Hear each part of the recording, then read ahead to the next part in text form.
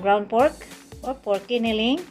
Maglalagay tayo ng garlic, maglalagay tayo ng onions, maglalagay tayong salt, maglalagay tayo ng extra virgin olive oil at Kikkoman soy sauce. Thank you Kikkoman soy sauce.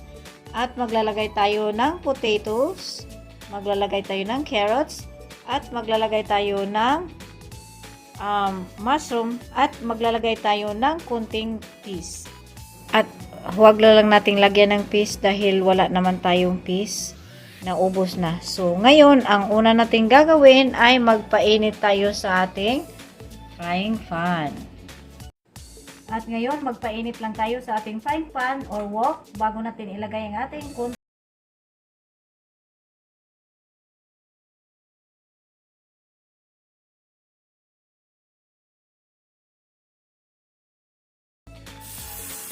yan. Hintayin natin siya na siya ay mainit. Ngayon na init na, maglagay na tayo ng ating onion. Ayan. Ilagay natin ang lahat na onion para hindi siya masayang. At palutuin natin ng konti. Huwag lang nang mapagod para hindi maubos ang ating onion. At ang isusunod natin ilagay ay ang ating kunting garlic. I-mix lang natin sila para sila ay maluto ng pareho or maluto ng mabuti. Ayan. At ang susunod naman natin ilagay ay ang ating pork giniling or ground pork. Ayan. Lagay natin siya ang lahat. Ayan. Mix lang natin siya hanggang ma-mix ang lahat. Ayan. Mix lang natin ng mabuti. At ito na siya. Takpan muna natin siya at magbabalik tayo pagkatapos ng 3 minutes or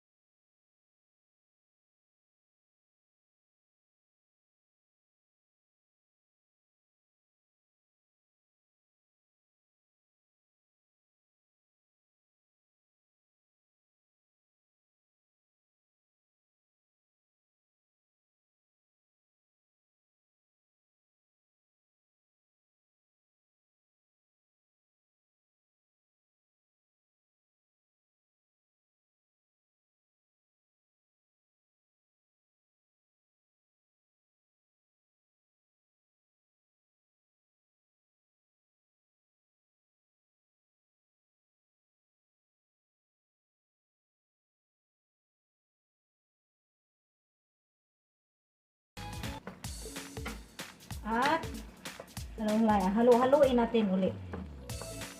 Ayan. At pabayaan natin siya hanggang siya ay maluto ng mabuti.